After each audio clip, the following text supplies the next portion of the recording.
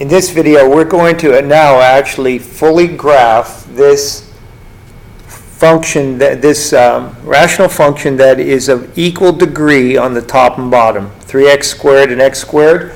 And I already have the asymptotes drawn in here, and if you're interested in finding out how those asymptotes were found, it's an earlier video that you could find having to do with, it's titled, finding the asymptotes on a function, a rational function of equal degree. But this time I'm going to fill in the function itself, the actual graph. Okay, so let's go through the work that is required in order to do that. Well, the first thing we're going to do is we're going to take a look at the behavior near the vertical asymptotes. So it turns out, as we know about vertical asymptotes, you can't actually have a value in your function equal to the x value through which this asymptote is going, because if you did, for example, if you put a 3 in here, you'd be dividing by 0. But let's look at the behavior of the function as it gets close to values of 3, both on the right and the left. So I'm going to go ahead, and I already put my function in the calculator, the original function here. Let me go ahead and show you what I have. All right, here it is right here. And what I'm going to do is I'm going to actually use the table feature. I could calculate these by myself, but it'd be a lot of work to go ahead and put values really close to 3, like 2.99 and 3.01, to capture what kind of behavior we're having near that asymptote, that vertical asymptote of 3. So what I'm going to do to save time is I'm going to use the table feature. So I'm going to hit second, table. And I'm just going to put those values in here. So for example, I'll put 2.99 in there. And when I do, I get negative 164.8. You can see I put that right here in some earlier work before I actually did this video. And the same thing, I mean, I could put 3.01 in there, and I get 168.56. Now, could we get closer to 3 than that? Sure, we could put in 3.0001 and 2.99999. But as we got closer and closer, we would cause the denominator to get smaller and smaller, because we'd be doing things like this. If you take 2.9999 minus 3, you get a decimal so small when you divide by it, the answers get even bigger than the ones that I found here. But this is enough to give me some idea of what is happening as I approach the asymptote of 3. From the left side, which would represent 2.99, right, because I'm approaching 3 from this left side here. Let me see if I can make this just a little bit bigger here. See, so you can see the numbers. Maybe I'll pull that down just a little bit. So right here, there's 2. If I got close, like 2.99, it looks like I'm getting an extremely small value of negative 164. So I think the behavior as I approach this asymptote from the left, my function is heading down. Right? It's heading down. Okay? And then as I approach it from the right, it's heading steeply upward. I got 168.6. So I think the behavior on the right-hand side of this vertical asymptote will be upward, and I'm indicating that with an upward arrow, right? Okay, well, what about when I approach negative 3, my other vertical asymptote? Well, when I put negative 3.001 in there, for example, I got an extremely big positive value. And I'm not going to bother to put it in there, but it'd be the same thing that I just did here. And when I put that in there, being so big positive, that means at negative 3.001, which is just to the left, right? I'm getting bigger negatives than negative 3 if I go to the left. At just slightly to the left of negative 3, this graph is heading upward. And at negative 2.99, which would be right over here, right? Just to the right of negative 3, this is heading downward with a huge negative value that I got out of my calculator when I did that earlier before the video. So that's heading downward on the right-hand side of that asymptote. Okay, well, let's fill in some other information. Well, what else is going on? Well, maybe what we should do is take a look at the intercepts, right? At least the y-intercept. And the y-intercept is really easy to find on a rational function, because When you put 0 in for x, you find a y-intercept, and in the case of a rational function, this term, and this term would go away because they'd all have 0 in there, and my resulting y-coordinate of my y-intercept would be -2 over -9, which is actually 2/9, right? -2 over -9, which is just 2/9. So at 0, 2/9, I'm going to put a point at 0, 2/9, which is just barely above the origin. Okay, now, what else could I find? Well, maybe I could go ahead and see if I could determine the x-intercepts, right? So the x-intercepts are found from looking at the factors of the numerator, but I'll show you how that comes to be.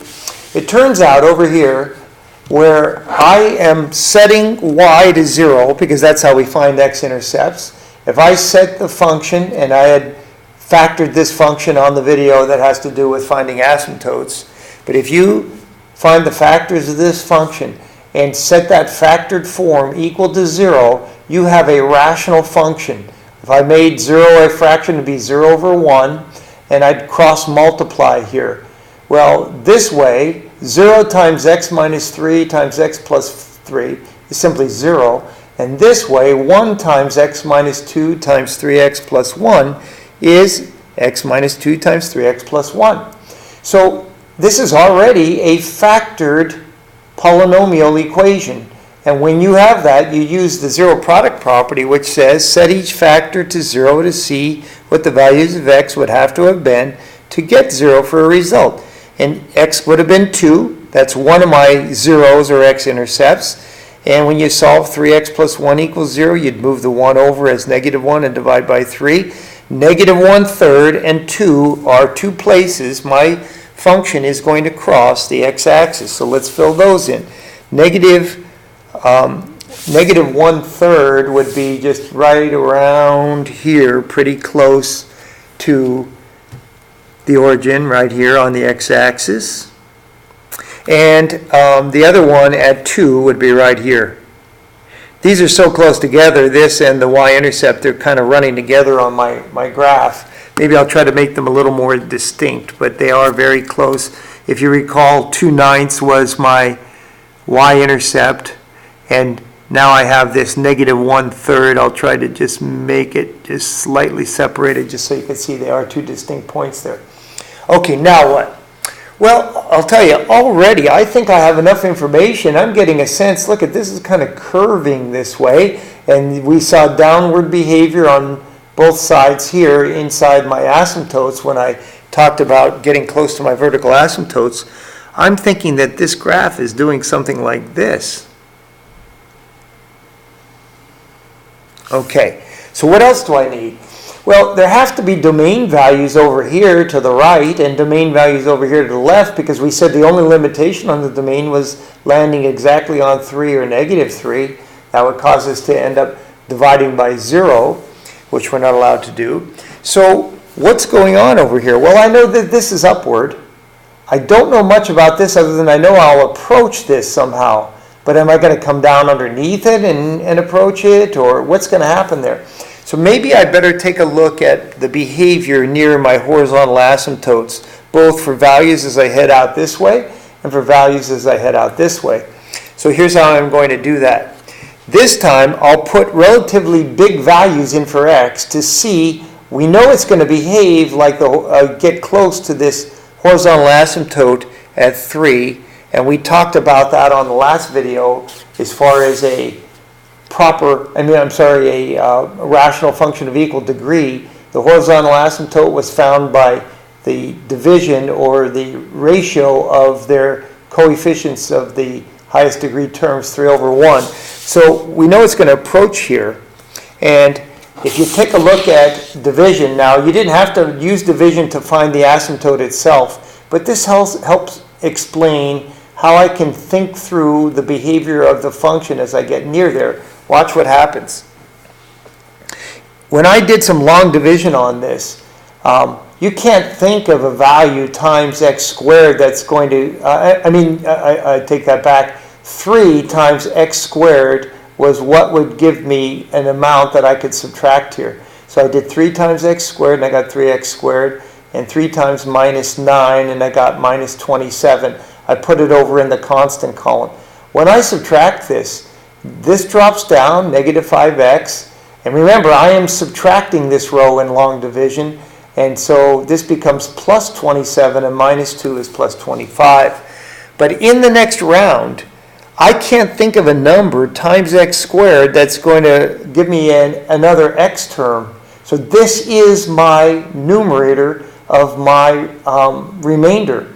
So this function is totally equal, the original function is equal to 3 plus negative 5x plus 25 over the divisor, just like I would do in arithmetic. So what I really am saying is that the function, the original function, is equal exactly to this.